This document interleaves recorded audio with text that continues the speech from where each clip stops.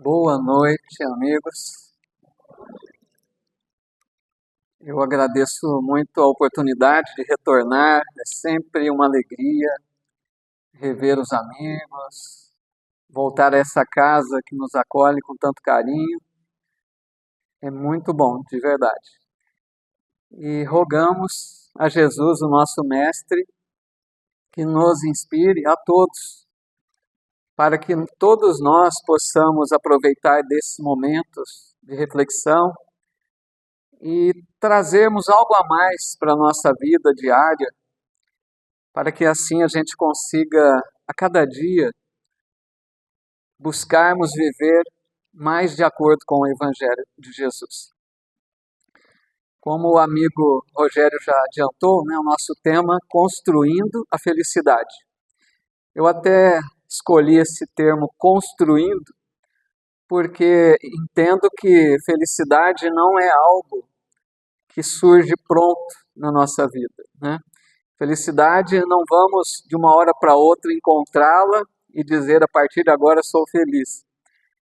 A felicidade, na verdade, é uma construção, é um processo que nós estamos aí desenvolvendo, construindo, aos poucos, de acordo com a nossa forma de viver, de acordo com a nossa forma de encarar a vida, de fazer escolhas.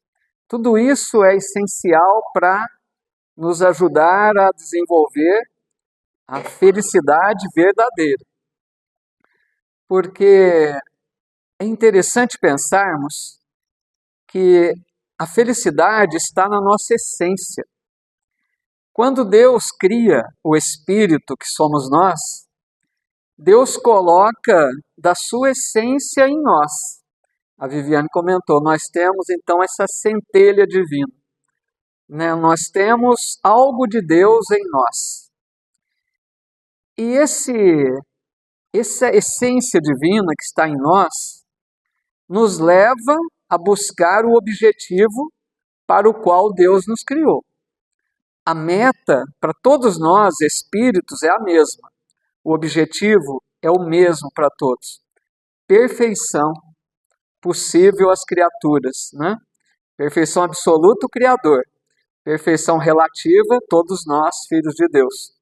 E ao atingirmos essa perfeição possível às criaturas, nós estaremos então de posse da felicidade plena, verdadeira, perene, constante. Não dá nem para a gente imaginar bem o que é isso. Na condição de um espírito puro, não tem mais, momentos ruins, dificuldades, é felicidade constante. Mas por que eu digo isso? Para a gente pensar que a busca da felicidade é da nossa essência.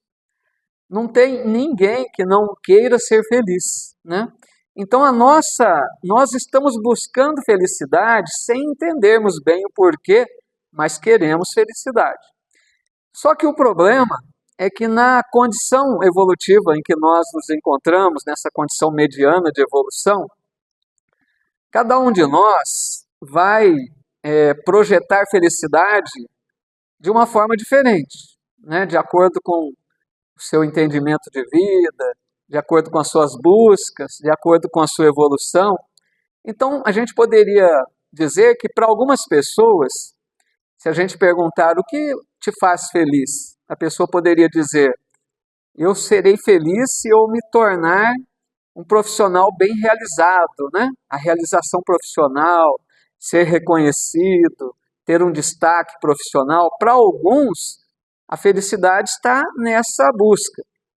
Para outros, poderão dizer que felicidade será a conquista de bens materiais. Se tiver muitas posses, muitos recursos, então a pessoa diz, aí eu serei feliz.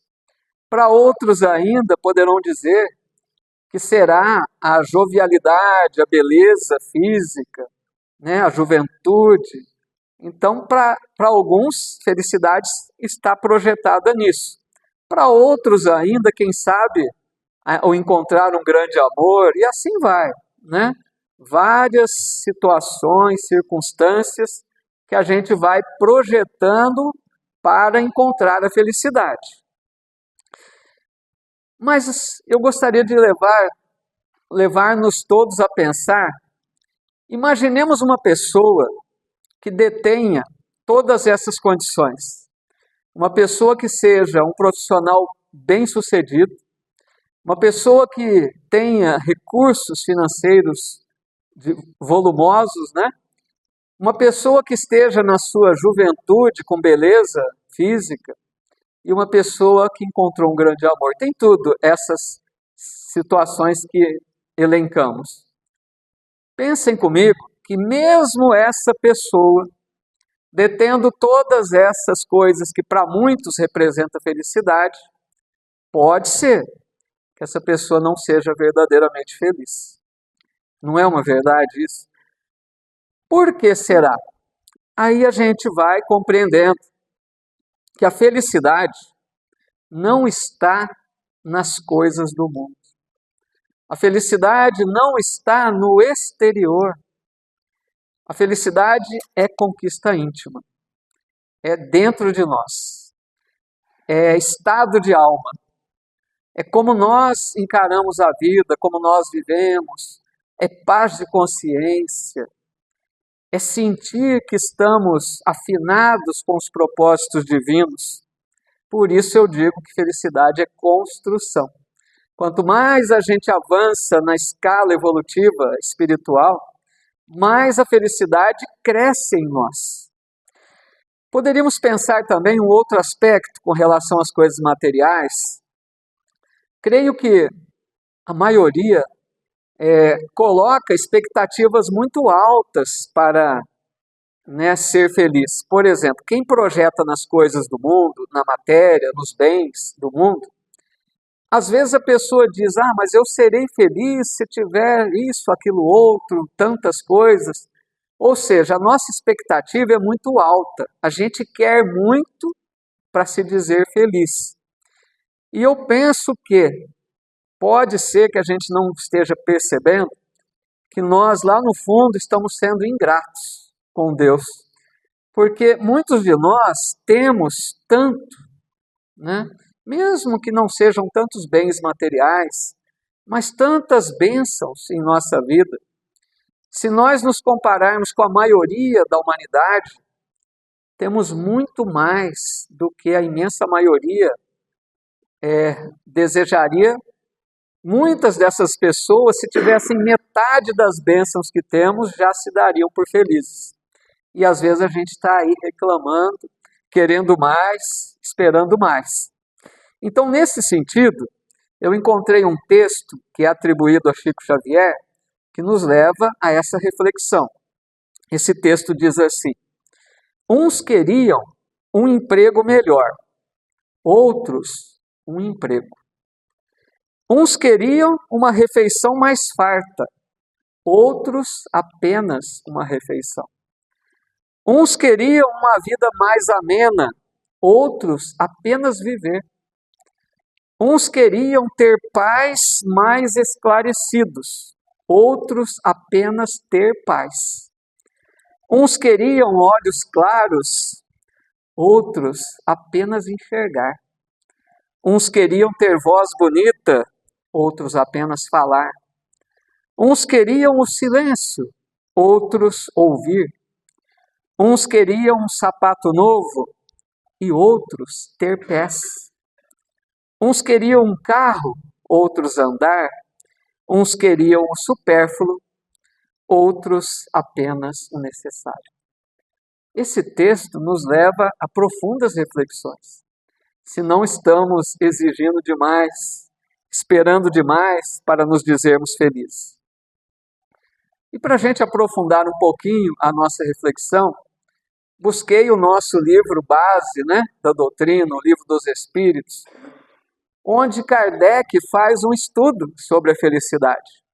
Entre as questões 920 e 933, Kardec estuda ali com profundidade sobre a felicidade. Mas eu vou destacar aqui apenas duas questões destas, a 920 e a 922, para que nós possamos refletir um pouco mais a fundo. Na questão 920, Kardec perguntou assim: pode o homem gozar de completa felicidade na Terra? Todos nós sabemos a resposta, né? Não, né? Os espíritos disseram não. Por isso que a vida lhe foi dada como prova ou expiação, aquilo que sabemos, né? O tipo de mundo que nós habitamos. Mas eles colocam um complemento. Dele, porém, ou seja, do ser humano, depende a suavização de seus males e o ser tão feliz quanto possível na Terra. Isso é muito importante. Bom, primeiro, a felicidade não é deste mundo. É uma frase lá do Antigo Testamento, do Eclesiastes, né? Que essa frase foi resgatada no capítulo 5 do Evangelho segundo o Espiritismo, bem-aventurados os aflitos, quando eles falam lá, né, sobre as aflições, sobre as dores, dizendo que a felicidade completa não é daqui. Nós sabemos. A gente tem momentos felizes, depois vem momentos mais difíceis, né? Tem as dificuldades, tem as dores, tem as aflições. Então a gente vive de momentos, né? Uma fase boa, uma fase mais difícil. Mas os espíritos dizem, né, naquele complemento, que nós podemos suavizar os males. Ou seja, ser tão feliz quanto possível. Porque suavizar os males quer dizer o quê? Sofrer menos. Quem sofre menos é um pouco mais feliz, não é? Então, isso é importante para a nossa vida, para percebermos se nós estamos tentando suavizar os males. Então, eles dizem, uma forma de buscar isso, praticando a lei de Deus. Aí a gente tem um problema, porque nós temos uma dificuldade, né, em colocar a lei de Deus em nossa vida. Eu gosto de recordar, pode ser que já falei aqui, mas essa questão é muito importante do Livro dos Espíritos. Eu gosto muito dela. Eu não decoro questões, tá, pessoal? Mas tem algumas que são, assim, marcantes, né? E essa é uma delas. Questão 614 é a primeira da terceira parte do Livro dos Espíritos, das leis morais. Kardec pergunta o que é a lei natural. E os Espíritos disseram, é a lei de Deus, a única, verdadeira, para a felicidade do homem. Essa lei lhe diz o que deve fazer ou deixar de fazer. E o homem só é infeliz quando dela se afasta. Olha a felicidade aí. Nós só seremos infelizes quando nos afastamos das leis que Deus propõe para nosso bem. E a gente se afasta.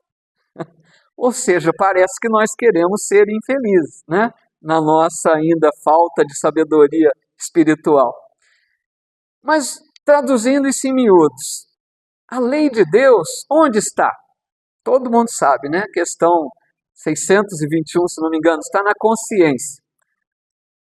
Na consciência é aquela ideia assim, nós temos noção do certo e errado. E essa questão de consciência, ela é proporcional ao conhecimento mais aprofundado ou menos de cada um. Quanto mais a pessoa conhece, estuda, adquire conhecimento, mais consciência ela tem de certo e errado. Então é proporcional ao avanço espiritual de cada um. Mas as leis de Deus estão claramente exemplificadas onde? No Evangelho. Então o Evangelho é o roteiro de vida. Aí eu pergunto a vocês, quanto que a gente se esforça para trazer o Evangelho para a nossa vida? A hora que fala lá, perdoa 70 vezes 7, a gente já vira a página, porque nós temos dificuldades, né? A gente não consegue ainda aceitar isso como algo de bom para nós. Parece que a gente reluta ainda em trazer essas lições. Tolerar mais, quando alguém nos agride, não revide, tenha paciência, tenha tolerância, compreenda um pouco mais, né? Seja fraterno, amai os inimigos, São difíceis nessas proposições de Jesus. Mas vejam, quanto mais a gente conseguir viver de acordo com essas leis que estão no Evangelho, diretamente significa mais felicidade. Então está nas nossas mãos, se quisermos ser verdadeiramente felizes. A felicidade verdadeira, íntima, certo? Outro ponto que os Espíritos dizem, para sofrer menos. Eles dizem assim, que nós não devemos criar necessidades fictícias. O que é isso? É quando a gente diz que o supérfluo é necessário. Então a gente diz, não, mas eu preciso disso, daquilo, isso para mim é necessário. Não é necessário, é supérfluo. Vamos dar um exemplo bem simples. Um celular. O celular é maravilhoso. Quantos recursos, a gente não vive mais sem um celular. Ele faz de tudo. Mas a pessoa quer o último modelo, o mais top, né? O celular do ano, renova ali a cada 6 meses, um ano, troca. Não tem necessidade, não é? Isso é supérfluo. Então o que acontece? Se a gente não consegue aquilo que é supérfluo e nós dizemos que é necessário, nós nos frustramos. Às vezes entramos até em depressão, por falta de conquistar aquilo que a gente acha que é necessário e não é. Então é o que eles estão dizendo. Criamos necessidades fictícias, não são reais. E eles dizem, não deveríamos, com relação às coisas materiais, olhar para cima, olha para baixo. A gente se compara com quem tem muito mais do que nós. E a gente sofre. Sofre duplamente, porque aí desenvolve a inveja, que é um sentimento ruim, que nos aflige. A inveja é uma tortura da alma, porque a gente se compara com aqueles que têm mais, financeiramente falando. Por que não olhamos para baixo? Quantos que têm muito menos? Gente, tem pessoas até hoje ainda morrendo de fome. Então, é para pensar, né, se nós não estamos exigindo demais. Aí Kardec comenta na questão 922, antes de fazer a pergunta, o codificador faz um comentário. Ele diz assim, a felicidade na Terra é relativa. O que para uns é felicidade, para outros é infelicidade. É a maior verdade. Porque para algumas pessoas que se acomodam com pouco, às vezes a pessoa, você olha, uma casinha simples, poucos recursos, não tem nada daquilo que você acha que é necessário. E a pessoa é feliz, para ela está bom, né? A vida está ótima. Então é isso que ele está dizendo. Para uns, aquilo já é motivo de felicidade, para outros não. Para outros, aquilo é infelicidade. Então, a partir desta análise, ele pergunta, haveria alguma felicidade comum a todos? Kardec, sábio, né? Ele pergunta assim, teria alguma felicidade que para todos poderíamos dizer que isso é felicidade?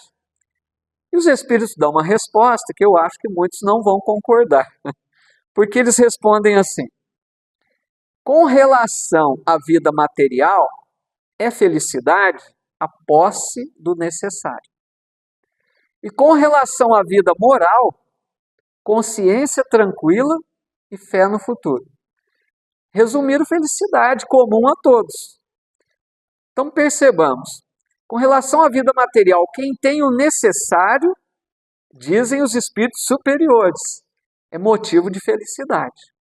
Será que a gente considera assim? Nós temos o necessário. E nós nos dizemos felizes com isso? Basta, tá bom?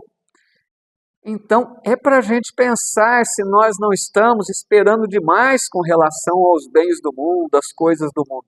Não tem nada de errado, vejam bem, não tem nada de errado em buscar uma vida, né, melhor, mais conforto, mais tranquilidade, não tem nada errado. Trabalho digno, você se esforça, trabalha por conquistar. Agora, eu entendo que o problema é nos torturarmos por causa disso.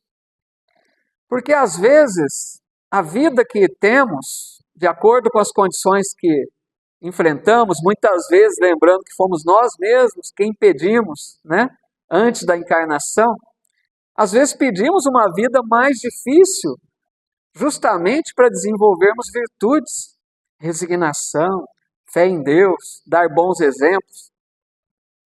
Mas aqui a gente às vezes se revolta, reclama. Então pensemos que, tendo o necessário, já é motivo de felicidade. E com relação à vida moral, eles dizem, consciência tranquila. Gente, isso é uma grande verdade. A gente sente isso. Se a gente tem algo que nos incomoda na consciência, algo que está mal resolvido, que não fomos lá, né, nos desculparmos com a pessoa, ou não perdoamos por nossa vez, se tem aquele probleminha mal resolvido, a gente não tem paz de consciência. Aquilo fica, né, torturando, remoendo em nós.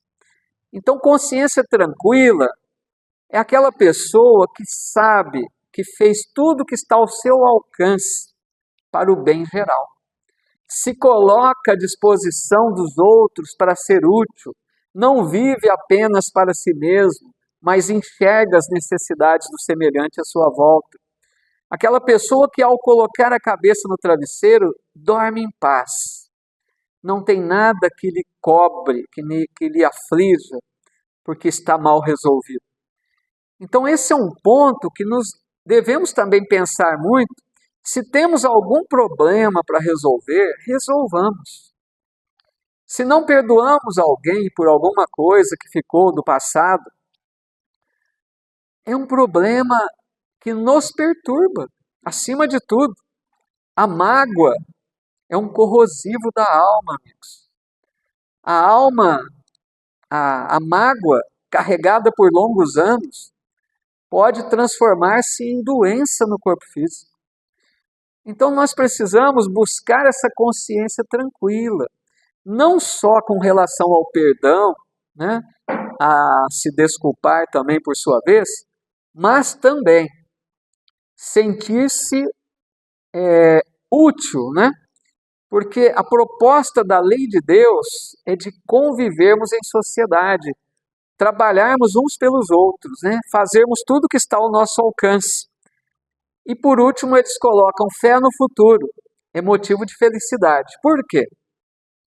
Todos nós que aqui estamos, né? Se já somos espíritas há algum tempo, nós temos essa informação, vamos dizer assim, essa informação de que a vida prossegue, certo? Todos nós sabemos que vamos um dia, né, voltar à espiritualidade, à erraticidade. Sabemos que reencarnaremos. Isso é do nosso conhecimento. Mas isso precisa ser mais do que nosso conhecimento. Isso precisa estar interiorizado em nós. Será que eu vivo como um ser imortal? Essa é a questão. Será que eu tenho certeza que eu voltarei várias vezes à matéria? Porque se eu tiver essa certeza, eu não vou me torturar tanto se desta vez não está da forma como eu queria.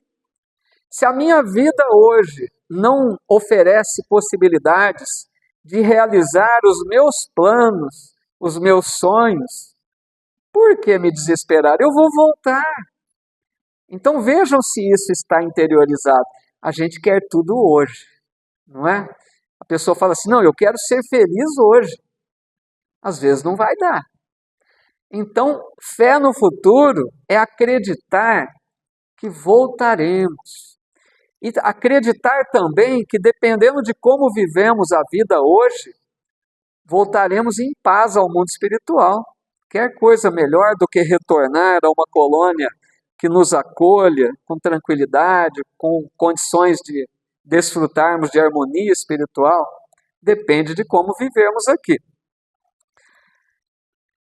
E eu quero refletir agora, amigos, sobre uma mensagem de Emmanuel, que, na verdade, ela não fala propriamente de felicidade. mas eu achei muito apropriada para a nossa reflexão, porque no mundo em que nós estamos, a gente não pode pensar muito em felicidade plena, que não existe, né? Então eu busquei uma mensagem que nos ajuda aquilo que os Espíritos disseram, atenuar os nossos males, sofrer menos, enxergar as coisas com outros olhos.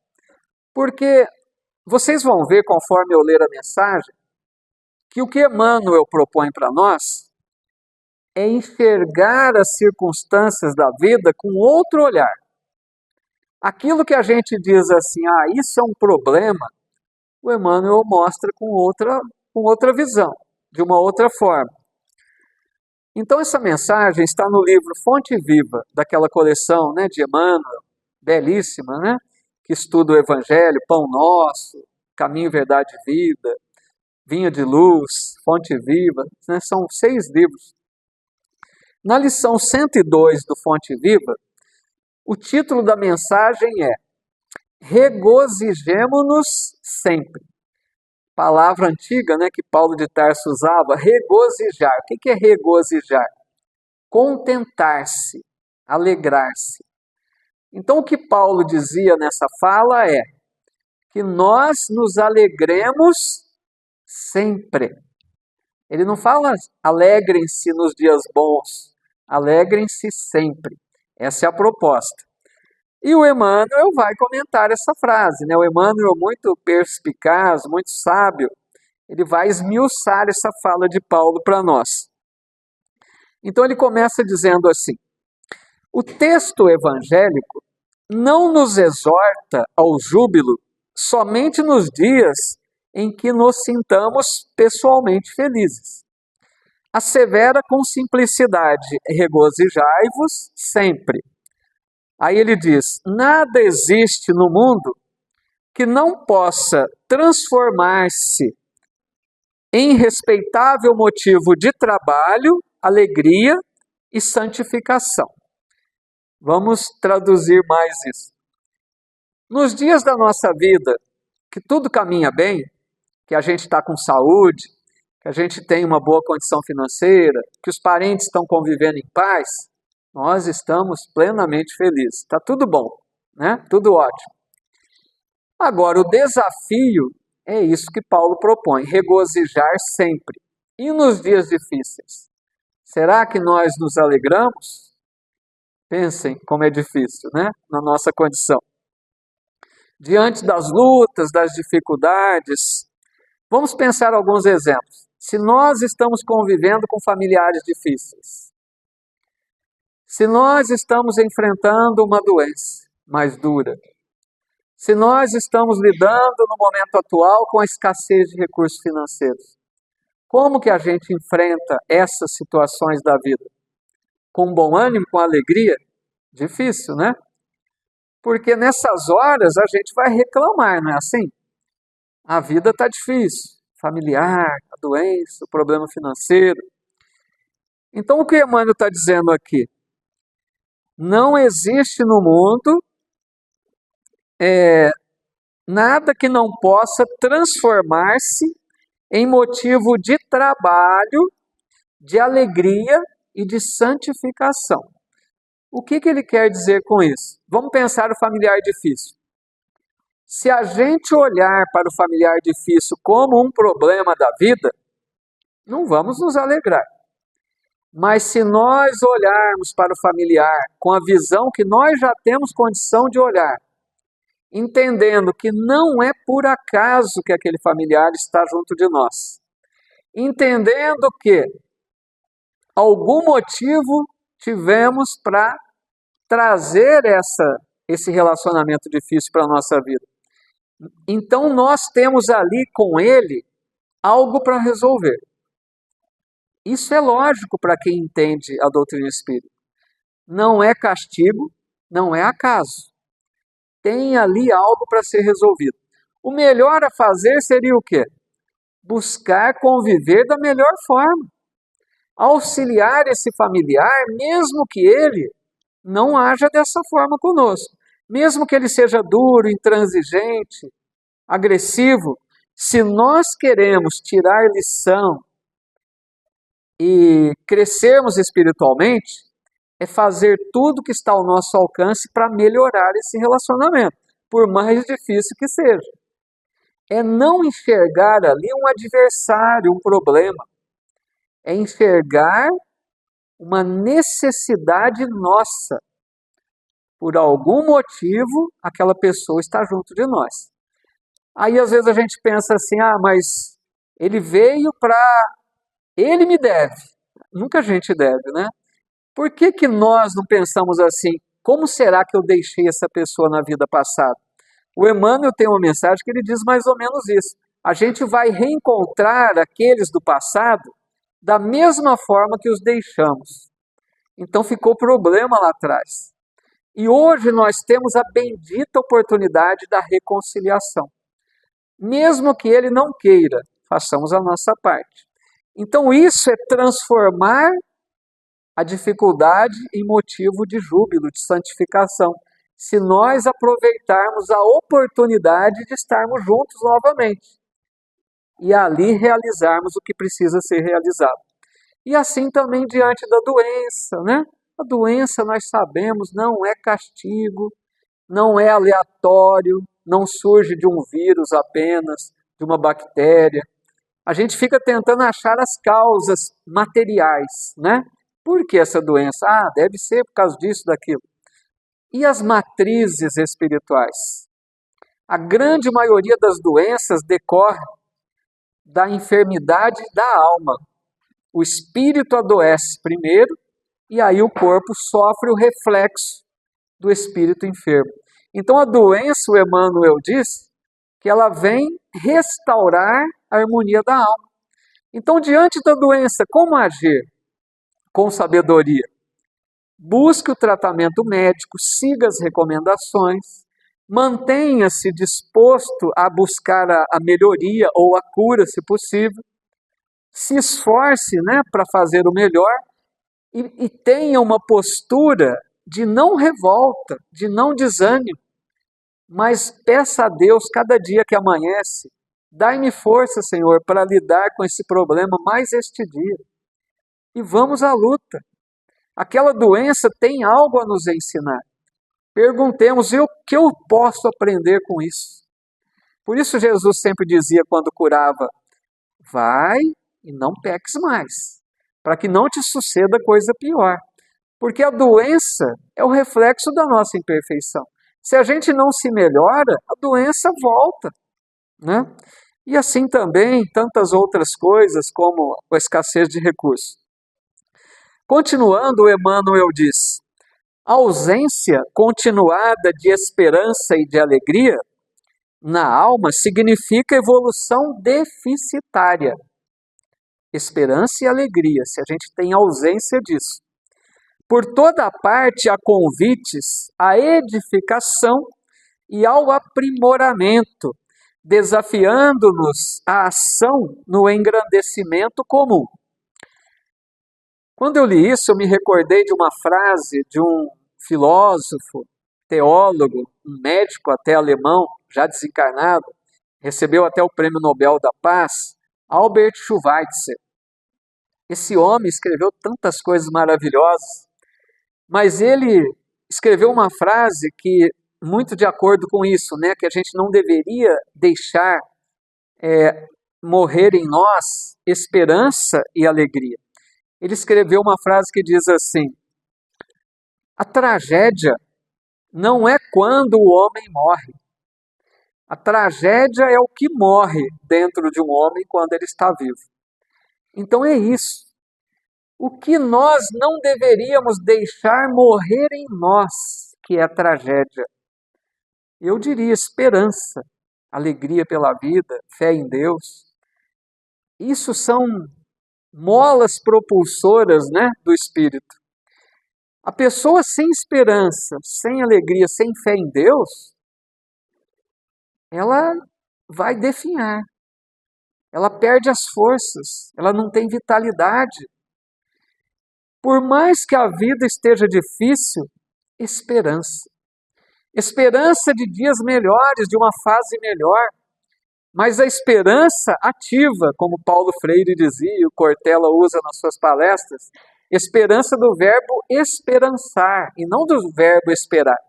Porque tem pessoas que dizem, eu espero que a minha vida melhore, eu espero melhorar de saúde, eu espero, de braços cruzados.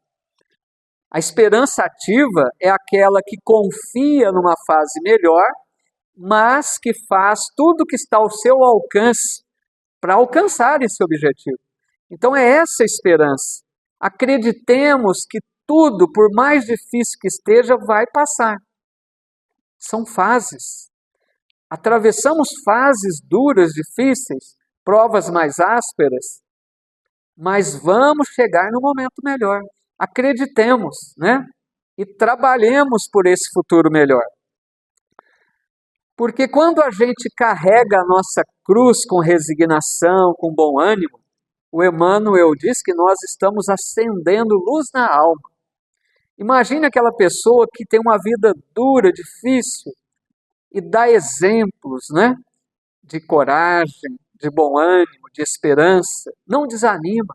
A gente vê pessoas que a gente diz, nossa, se fosse eu não daria conta, não tem? Pessoas que você está vendo a dificuldade que a pessoa enfrenta. Às vezes a pessoa tem um corpo imperfeito, a pessoa não tem familiares queridos que lhe apoiem, a pessoa tem escassez de recursos, sofre com enfermidades, e a pessoa é feliz, é alegre, louva a Deus, dá exemplos. É isso, né? Essa é a força, né? Carregar a cruz com bom ânimo. Então, quando o Emmanuel diz aqui, por toda parte há convites à edificação, é quando a gente, amigos, começa a vencer um pouco o egoísmo. Quando a gente consegue estender o olhar um pouco além de nós mesmos. Quando a gente começa a enxergar à nossa volta a necessidade dos irmãos em humanidade. E a gente começa a se perguntar, será que eu não posso ser útil? Será que eu não posso fazer algo por alguém? E a gente passa então a aproveitar os convites sutis de fazer o bem, ser caridoso, nas coisas mínimas da vida. Então o Emmanuel continua dizendo, tristeza de todo instante é ferrugem nas engrenagens da alma. Lamentação contumaz é ociosidade ou resistência destrutiva. Então, tristeza e lamentação, dois grandes males. Observemo-nos se nós muitas vezes não nos rendemos a essa tristeza contumaz, essa tristeza mais profunda. Isso nos faz muito mal. Essa lamentação, às vezes a gente se pega reclamando o dia inteiro. Quem reclama, todos nós estamos sujeitos a isso, ninguém está apontando o dedo, mas quando a gente reclama, nós estamos mostrando falta de fé. Porque a gente reclama nos sentindo injustiçados. A reclamação quer dizer assim, eu não merecia isso. Será que Deus te deixa sofrer algo que não merece? Será que Deus permite dificuldades que você não necessite experienciar na sua vida? Então, reclamação e tristeza, dois males que devemos evitar. Aí o Emmanuel diz, a grande questão é obedecer a Deus, amando-o e servir ao próximo de boa vontade. Então, obedecer a Deus, o que é isso? Quando Jesus falava, né? Eu faço a vontade daquele que me enviou. É obedecer a Deus, seguir suas leis. Essa é a nossa maior proposta, que nós temos uma dificuldade grande. Mas quanto mais a gente estuda a doutrina e o Evangelho, mais a gente vai se conscientizar de que isso é importante para nós. Se nós estivermos interessados na nossa melhoria moral e espiritual, na busca da felicidade, a gente vai fazer um esforço maior. Se de certa vez a gente não consegue, fala assim, não, na próxima eu vou tentar de novo. Quando chega aquela pessoa difícil, lhe ofende, às vezes você não reage da forma que eu gostaria de ter reagido. Mas você pensa, eu terei outras oportunidades, e teremos muitas, né? Nesse mundo difícil. Aí na próxima, tenta de novo. Não, dessa vez eu vou ter mais paciência. Eu vou compreender que essa pessoa pode estar doente. Ela deve estar carregando algum problema que eu desconheço. Eu me recordo uma vez, né, ruim contar de exemplos próprios, mas não é nada me vangloriando, apenas uma situação que eu vivenciei no trabalho. Uma pessoa chegou certo dia, eu trabalhava no atendimento, a pessoa chegou esbravejando, reclamando, gritando, todo mundo parou para olhar. Naquela hora, né, graças a Deus eu consegui manter uma certa serenidade, não revidar, né? Porque eu poderia pensar comigo, né? Eu não mereço isso. O que eu fiz para ela agir assim?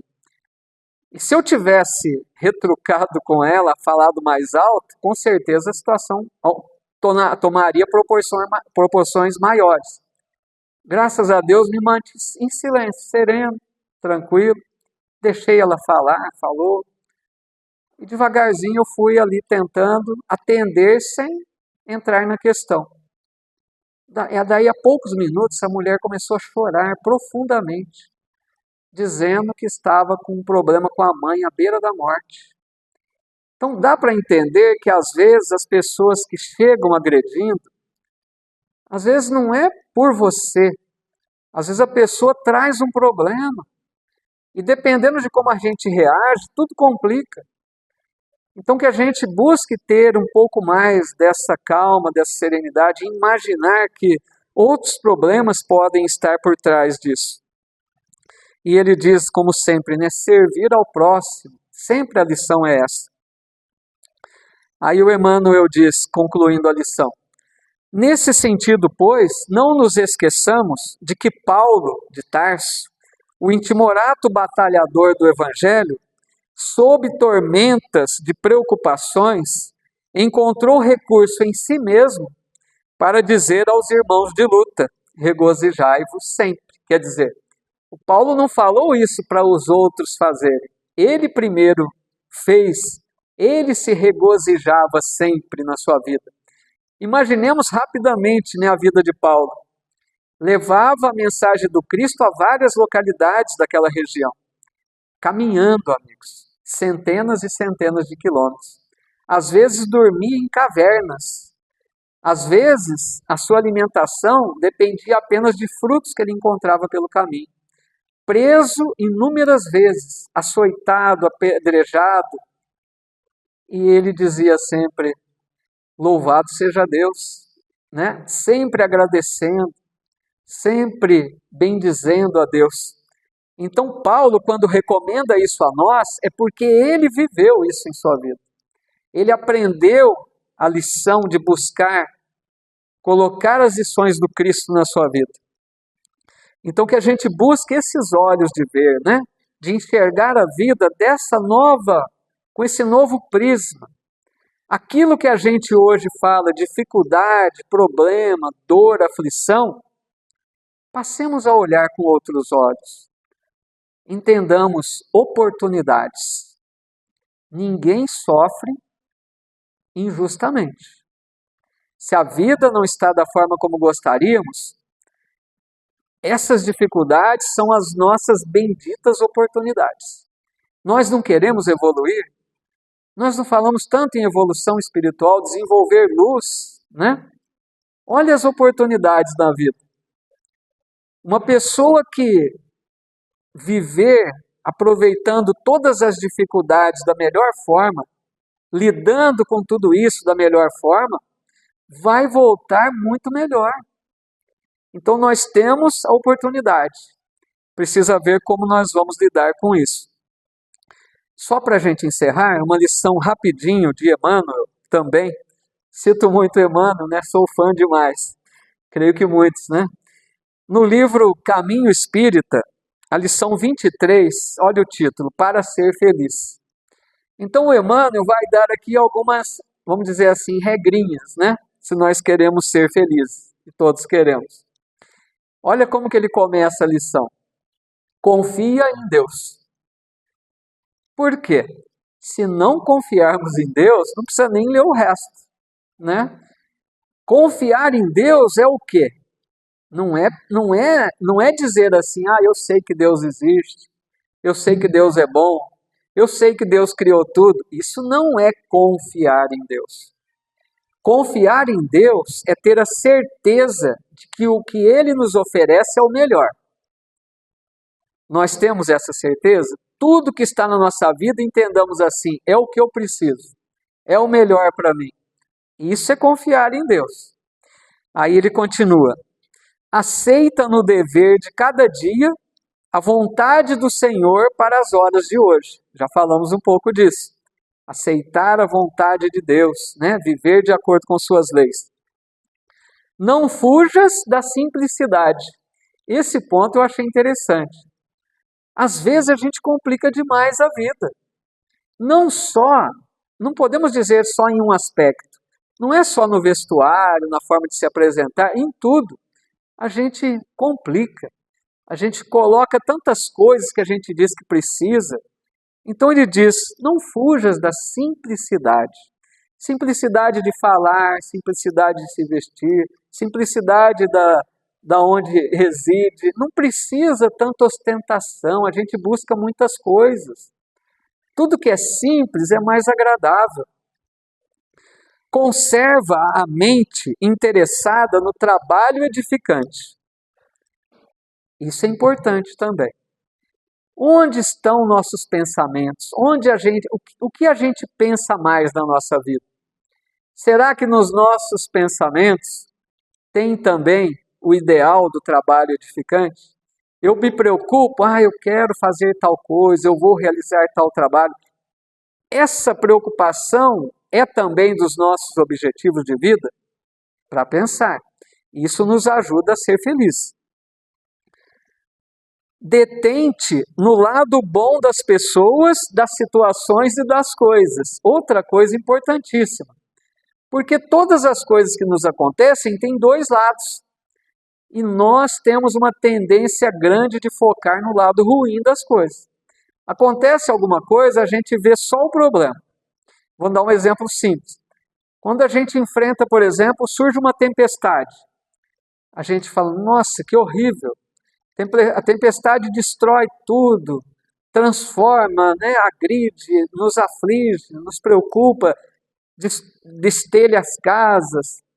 Mas a gente não vê o depois da tempestade, que saneou o ar, revolveu o solo, deixa condições melhores de vida.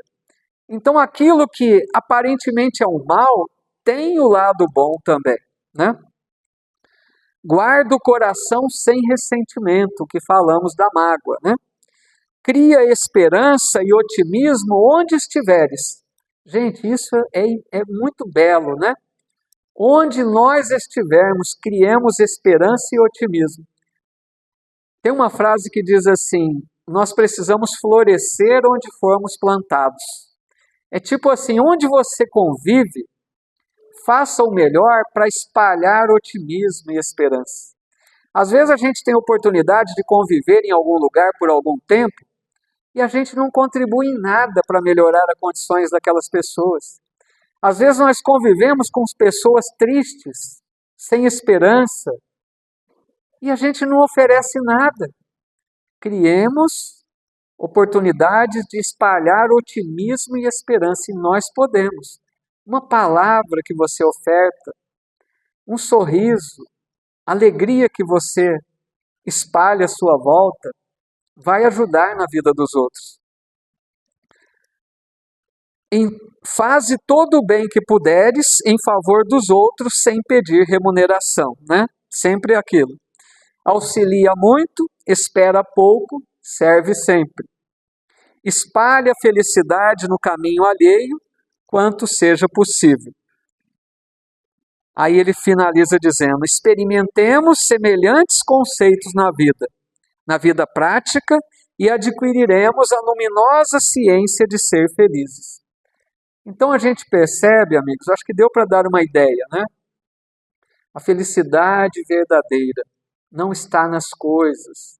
A gente pode conquistar o mundo inteiro, a gente vai ter momentos de prazer, de alegria, mas não felicidade plena.